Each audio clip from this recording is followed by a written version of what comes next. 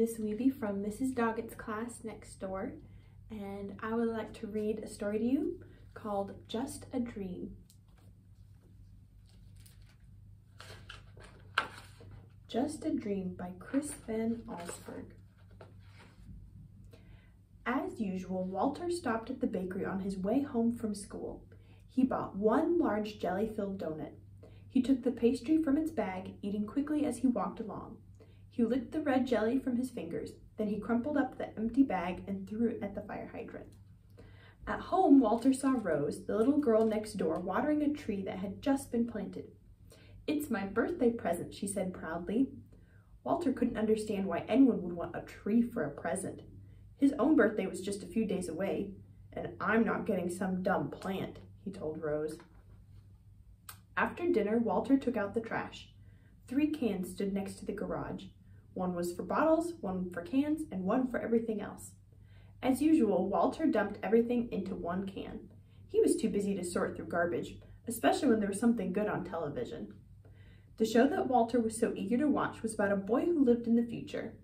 The boy flew around in a tiny airplane that he parked on the roof of his house. He had a robot and a small machine that could make any kind of food with the push of a button. Walter went to bed wishing he lived in the future.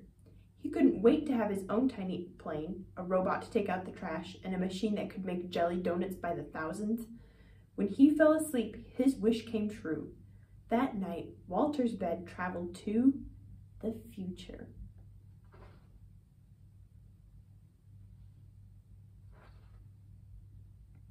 Walter woke up in the middle of a huge dump. A bulldozer was pushing a heap of bulging trash bags toward him. "Stop!" he yelled. The man driving the bulldozer put his machine in neutral. "Oh, sorry," he said. "Didn't see you." Walter looked at the distant mountains of trash and saw half-buried houses. "Do people live here?" he asked. "Not anymore," answered the man. A few feet from the bed was a rusty old street sign that read, "Floral Avenue." "Oh no," gasped Walter. He lived on Floral Avenue. The driver revved up his bulldozer. "Well," he shouted, "back to work." Walter pulled the covers over his head. "This can't be the future," he thought. "I'm sure it's just a dream." He went back to sleep. But not for long.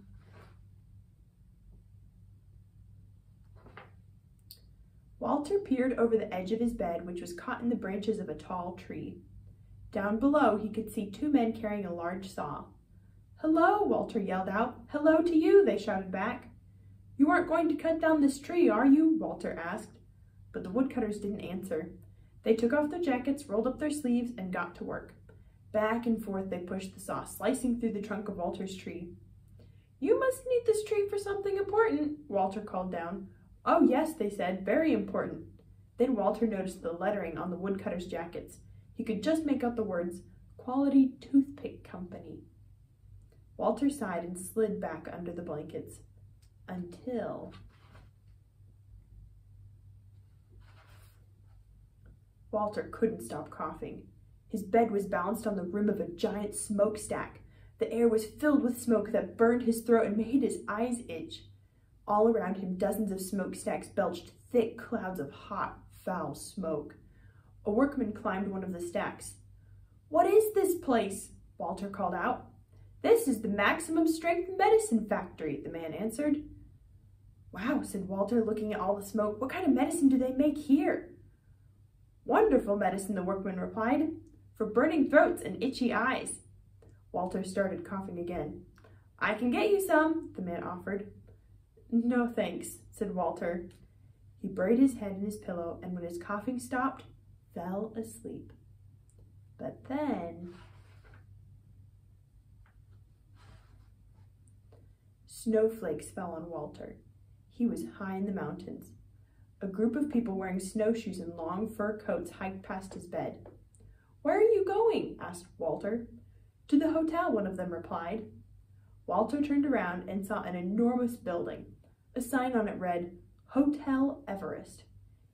"Is that hotel," asked Walter, "on the top of Mount Everest?" "Yes," said one of the hikers.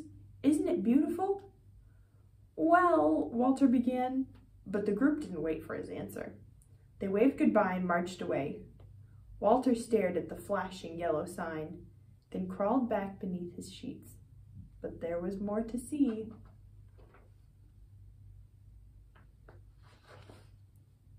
Walter's hand was wet and cold. When he opened his eyes, he found himself floating on the open sea, drifting toward a fishing boat. The men on the boat were laughing and dancing. "Ship ahoy!" Walter shouted. The fisherman waved to him. "What's the celebration for?" he asked. "We've just caught a fish," one of them yelled back. "Our second one this week." They held up their small fish for Walter to see. "Aren't you supposed to throw the little ones back?" Walter asked. But the fishermen didn't hear him. They were busy singing and dancing. Walter turned away. Soon the rocking of the bed put him to sleep. But only for a moment.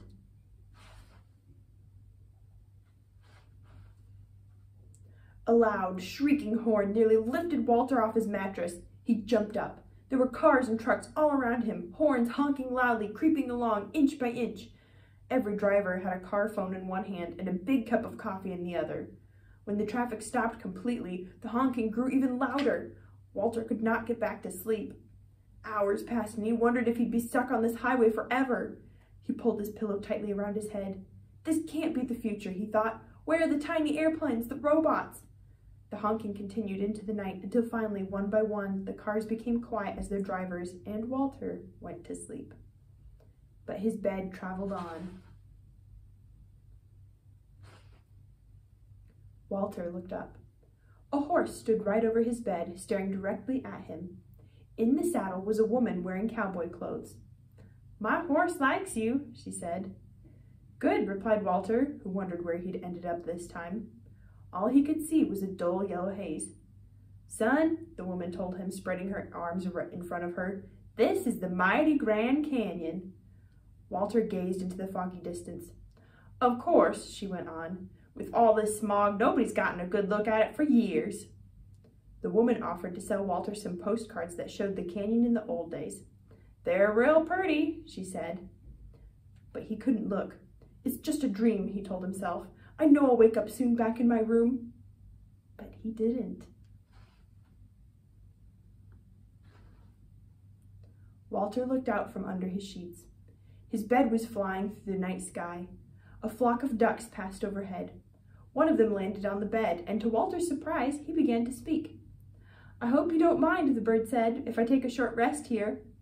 The ducks had been flying for days, looking for the pond where they had always stopped to eat. "I'm sure it's down there somewhere," Walter said, though he suspected something awful might have happened.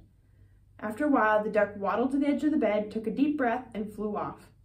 "Good luck," Walter called to him. Then he pulled the blanket over his head.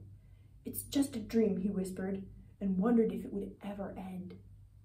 Then finally, Walter's bed returned to the present. He was safe in his room again, but he felt terrible. The future he'd seen was not what he'd expected. Robots and little airplanes didn't seem very important now. He looked out at his window at the trees and lawns in the early morning light, then jumped off the bed. He ran outside and down the block, still in his pajamas.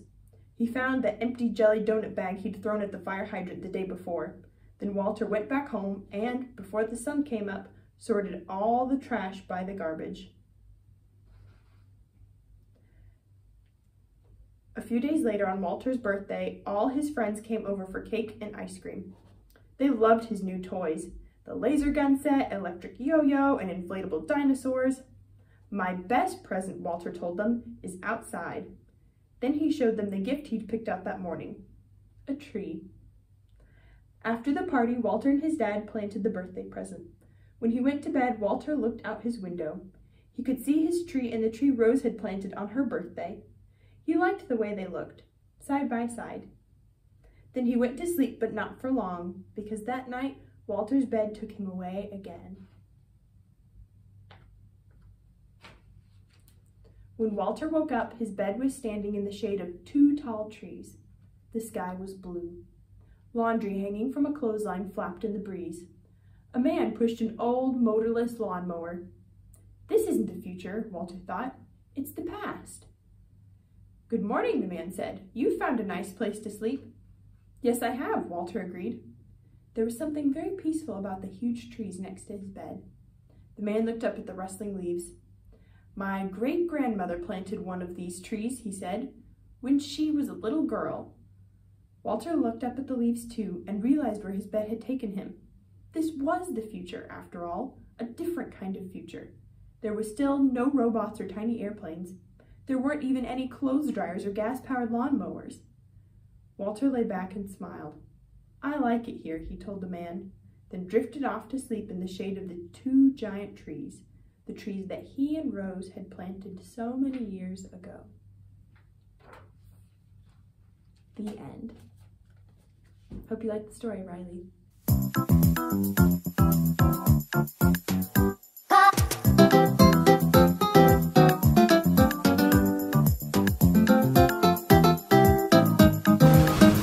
Bye.